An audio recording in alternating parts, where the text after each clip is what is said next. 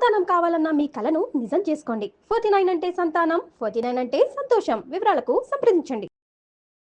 నమస్తే, మీరు చూస్తున్న సుమన్ టీవీ. నేను మీ కీర్తి.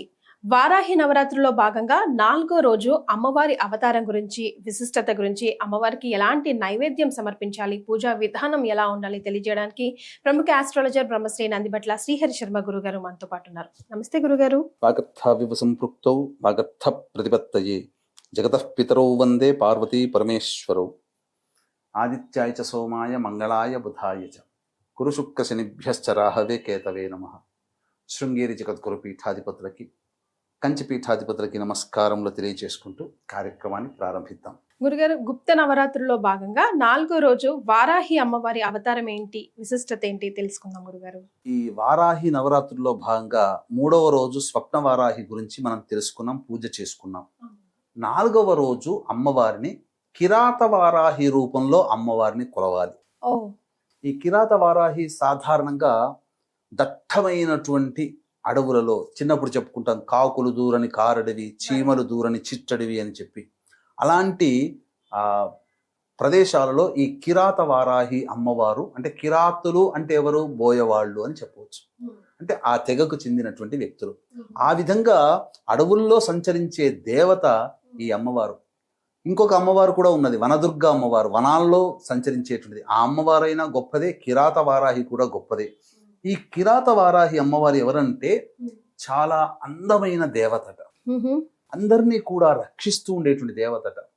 ఈ కిరాత వారాహి ప్రధానంగా ఒరిస్సా ప్రజలకి ఆరాధ్య దైవం. కలకత్తా వాళ్ళకి కలకత్తా కాళీ, తమిళనాడు వాళ్ళకి సుబ్రహ్మణ్య స్వామి ఎలాగో ఒరిస్సాలో ఉన్నటువంటి వాళ్ళకి ఈ కిరాత వారాహి చాలా ప్రధానమైనటువంటి దేవతట. అంతేకాకుండా ఈ అమ్మవారిని ప్రధానంగా పూజించడం వల్ల అదృష్టం కలిసి వస్తుందట, సమృద్ధి కలుగుతుందట, ఆధ్యాత్మిక శక్తి పెరుగుతుందట. అంతకంటే మించి ఈ అమ్మవారిని పూజ చేయడం ద్వారా ప్రకృతిలో వచ్చేటువంటి సునామీలు, భూకంపాలు, అల్లకల్లోలాలు ఇవన్నీ కూడా ఈ అమ్మవారు తగ్గించగలుగుతుందట. కాబట్టి అసలు వారాహి అమ్మవారు అంటేనే సాధారణంగా ఉగ్రదేవత. అందులో కిరాత వారాహి కూడా పరమోగ్రంగా ఉంటుంది. ఈ అమ్మవారిని గనక ఉపాసన చేసేటువంటి వాళ్ళు ఏదనుకున్నా సాధించగలుగుతారట. అంతటి గొప్పదైనటువంటిది ఈ యొక్క కిరాత వారాహి. కాబట్టి ఈ అమ్మవారిని ప్రధానంగా మనస్సులో ఈ 4వ రోజున ఈ అమ్మవారిని ఊహించుకుంటూ, అనగా చాలా ఉగ్రరూపమైనటువంటి అమ్మవారు, అలాగే నీలి వస్త్రముతో కప్పబడినటువంటి అమ్మవారిగా భావన చేసి, లేదా రక్త వస్త్రం అంటే ఎర్రటి వస్త్రం కలిగినటువంటి రూపము కలిగినటువంటి అమ్మవారు కోపంగా ఉంటూ కళ్ళు నిప్పు కణికల్లాగా ఉండి నిప్పులు ప్రసరిస్తున్నటువంటి విధానంగా ఆ అమ్మవారి రూపాన్ని ధ్యానం చేసుకుని మన సంకల్పం నెరవేరాలని చెప్పి ఈ అమ్మవారిని తదేకముగా ధ్యానం చేసుకుని పూజ చేసుకున్నట్లయితే తప్పకుండా ఈ అమ్మవారు ప్రకృతిలో వచ్చేటువంటి ఇబ్బందుల్నే తొలగించగలిగే శక్తి ఉన్నప్పుడు, ఆ ప్రకృతిలో భాగమైన మనకు మన జీవితంలో వచ్చే అల్లకల్లోలాలు అంటారు కదా, ఒక్కసారి జీవితం అంతా తిరగబడిందిరా అని అంటుంటుంటారు. అంటే చిన్న పొరపాటు పెద్ద శిక్షను అనుభవింపచేలా చేసింది. ఆ చిన్న పొరపాటు కూడా మనకు రాకుండా అన్ని వేళల్లా ఈ వారాహి అమ్మవారు మనల్ని సదా రక్షిస్తూ ఉంటుంది. ఈ అమ్మవారిని పూజ చేయడం వల్ల అదృష్టం కలిసి వస్తుందని చెప్పబడింది. అదృష్టం అంటే ఏంటమ్మా, ఏ పని చేసినప్పటికీ కూడా మనము ఆ పని ఒక్క దగ్గర దాకా వచ్చి వెనక్కి వెళ్ళిపోయింది. ఉద్యోగం కోసం ప్రయత్నం చేస్తుంటారు, ఒక్క మార్కులో ఉద్యోగం పోయింది, ఒక్క మార్కులో సీటు పోయింది, అలా కొద్దిగా ఉంటే మనకు లక్కు కలిసి వచ్చేదేమో అనేటువంటి సందర్భంలో ప్రతి కుటుంబంలో ఎవరో ఒకరు అంటుంటారు, టెండర్లు వేస్తారు, ఒక్క 100 రూపాయలు మనం తగ్గించి వేసి ఉంటే మనకు వచ్చేదేమో. అంటే ఈ అదృష్టము దగ్గర దాకా వచ్చి వెనక్కి వెళ్ళి మనల్ని దోబూచులాడుతుంటుంది కదా. అటువంటి వాళ్ళు ఈ అమ్మవారిని ఆరాధన చేయడం వల్ల అటువంటి దురదృష్టం పోయి అదృష్టం కలిసి వస్తుందని చెబుతుంటారు. సమృద్ధి కలిసి వస్తుంది. సమృద్ధి అంటే కుటుంబంలో ఇంట్లో ఉండాల్సిన వస్తువులన్నీ కూడా, పాడి పంట అన్నీ ఉన్నాయనుకోండి, ఏమవుతుంది, ఆ కుటుంబం సమృద్ధిగా ఉంది అని అంటారు. ఒక చెట్టుకి మంచి పూత పూసి కాయ కాసి పండు కాస్తే ఆ చెట్టు సమృద్ధిగా ఉందిరా అని అంటారు. కాబట్టి ఎవరి జీవితం అయితే ఆనందంగా ఉండి ఎటువంటి బాధలు లేకుండా కష్ట నష్టాలు లేకుండా పిల్ల పాపలు మనవలతో సంసారం తలదూగుతూ ఉంటుంటే ఏ సమస్య లేకుండా ఉంటే ఆ కుటుంబం సమృద్ధిగా ఉందిరా అని అంటుంటుంటారు. అలాంటి సమృద్ధి కలిగినటువంటి జీవితాన్ని ఈ 4వ రోజు కిరాత వారాహి రూపంలో అమ్మవారిని కొలవడం ద్వారా మనకు సంప్రాప్తమవుతుంది. కాబట్టి వీక్షించేటువంటి ప్రేక్షకులు కూడా ప్రతిరోజు కూడా శ్రద్ధగా చేసుకుంటూ ఉంటుంటారు. ఈ శ్రద్ధగా చేసుకునేటువంటి పూజా కార్యక్రమాల్లో హోమము పూర్ణాహుతితో సమాప్తమవుతుంది.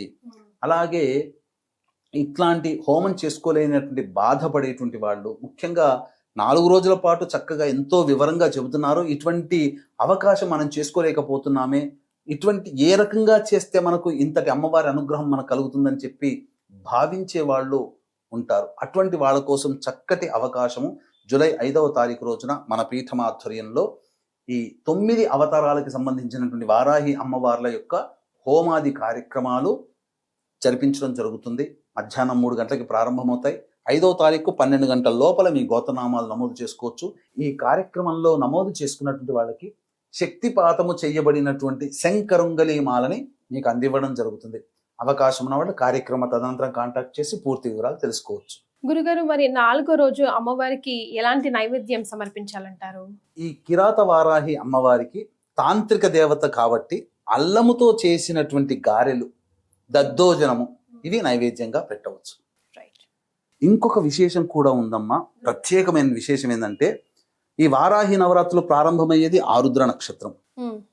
10వ తేదీ అనగా శుక్రవారం నాడు అమ్మవారి ఉద్వాసన చెయ్యకూడదు కాబట్టి శనివారం నాడు దశమి తిథి రోజున ఉద్వాసన చెయ్యాలి. కానీ ఆ శనివారం దశమి తిథి రోజున ఉన్నది కూడా స్వాతి నక్షత్రం. అంటే ప్రారంభించే రోజు సమాప్తమయ్యే రోజు రెండూ కూడా రాహు నక్షత్రాలే. ఈ వారాహి అమ్మవారి రూపం కూడా రాహుస్వరూపం. ఎందుకంటే సగం వరకు దేహమే మానవ రూపం, మిగతాదంతా మరి ఒక రూపం. రాహు కూడా మొండె రూపం వరకే రాహు, తలకాయ రాహుది కాదు. కాబట్టి ఈ రాహు నక్షత్రంలో ప్రారంభమై రాహు నక్షత్రంలో నవరాత్రులు సమాప్తమవుతున్నాయి. కాబట్టి ఎవరైనా ఈ వారాహి అమ్మవారిని చేసుకుంటే ఖచ్చితంగా ఈ సంవత్సరం అంటే 2025 చెడు కాలం చూస్తున్నాం. ప్రపంచమంతా హాహాకారాలు చేస్తున్న యుద్ధాల వాతావరణం, ఆస్తి నష్టం, జన నష్టం జరుగుతుంది, ప్రకృతి విపత్తులు వస్తున్నాయి. అటువంటి సమయంలో ఈ అమ్మవారిని ఆరాధన చేయడం ద్వారా మనం రక్షింపబడతాము, దైవానుగ్రహం మనకు కలుగుతుంది, మనకు మన కుటుంబానికి కలుగుతుంది. ఇటువంటి అద్భుతమైనటువంటి కలయికలు కలిగినటువంటి రోజు కాబట్టి చక్కగా ఆచరించండి, తరించండి. చాలా సంతోషం గురుగారు. కులంకుశంగా ప్రతి ఒక్కటి కూడా వారాహి అమ్మవారికి సంబంధించి వివరించారు. ధన్యవాదాలు. సర్వం శ్రీ ఉమామహేశ్వర పరబ్రహ్మార్పణమస్తు.